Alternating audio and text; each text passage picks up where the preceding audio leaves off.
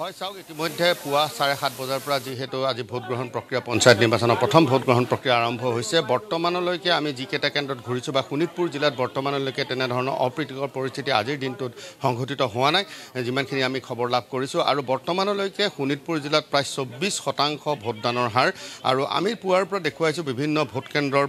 ভোটকেন্দ্ৰৰ পৰিস্থিতি আৰু বৰ্তমান আমি উপস্থিত আছোঁ জয়দেৱ বিদ্যাৰ্থী ভৱন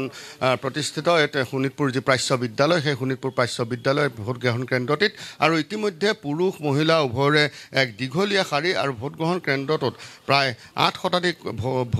ভোটাৰ আছে আৰু এই ভোটাৰসকলে আজি নিৰ্ণয় কৰিব আচলতে আগন্তুক সময়ছোৱাত তেওঁলোকে কেনেধৰণে এখন পঞ্চায়ত বিচাৰে সেই পঞ্চায়তখনৰ পৰা তেওঁলোকে কি আশা কৰে বিশেষভাৱে আমি কোনো দলৰ কথা ইয়াত ক'বলৈ নাযাওঁ কোনো প্ৰাৰ্থীৰ কথা আমি ইয়াত ক'বলৈ নাযাওঁ যথেষ্ট ভোটদাতা ৰাইজ ইয়াত অপেক্ষা কৰি আছে বহু সময় ধৰি তেওঁলোকে অপেক্ষা কৰি আছে পুৱাৰে পৰা আৰু তেওঁলোকে এক যি গণতান্ত্ৰিক প্ৰক্ৰিয়া সেই গণতান্ত্ৰিক প্ৰক্ৰিয়াৰে ভোটদান সাব্যস্ত কৰিবলৈ তেওঁলোক আহি ইয়াত উপস্থিত হৈছে এক যথেষ্ট ভোটাৰ এতিয়া অপেক্ষা কৰি আছে তেওঁলোকে কিছু সময়ৰ পিছতে হয়তো ভোটদান কৰিব আমি ভোটাৰসকলৰ কাষলৈ যাবলৈ চেষ্টা কৰিম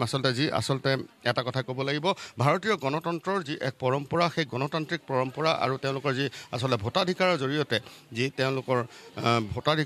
তেওঁলোকে নিৰ্বাচন কৰিব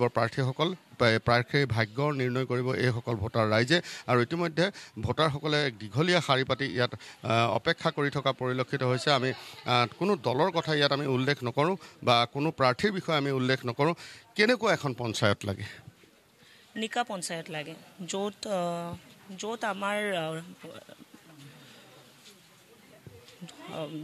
যাতে তেখেত জয়যুক্ত হয় সমাজখনক চাওক একদম সম্পূৰ্ণ নিকা কোনো তাত মানে ৰাজনীতি থাকিব নালাগে কোনো স্বাৰ্থ থাকিব নালাগে সেইখন পঞ্চায়ত আমাক লাগে তেনে প্ৰাৰ্থীয়ে লাগে কোনো দল বুলি কথা নাই উচিত প্ৰাৰ্থী লাগে আৰু একদম মুক্ত প্ৰাৰ্থী লাগে ধন্যবাদ জনাইছোঁ সকলোৱে একেটাই কথা যে এজন উচিত প্ৰাৰ্থী লাগে যিগৰাকী প্ৰাৰ্থীয়ে আচলতে পঞ্চায়তসমূহত যিসমূহ সমস্যা থাকে সেই সমস্যাসমূহ যাতে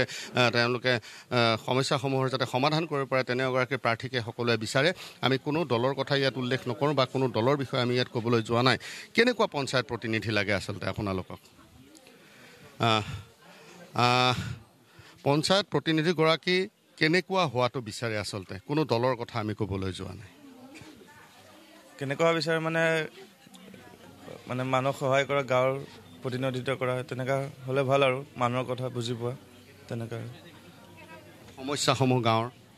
সমস্যাসমূহ ৰাস্তা ঘাট পদূলি তেনেকৈ সমস্যা বুজিব পৰা চেষ্টা হ'লে এইসকল ভোটাৰ আমি দেখুৱাই আছোঁ কেনেকুৱা প্ৰতিনিধি অৰ্ণৱ নাথ এই মুহূৰ্তত আপোনাক ধন্যবাদ জনাইছোঁ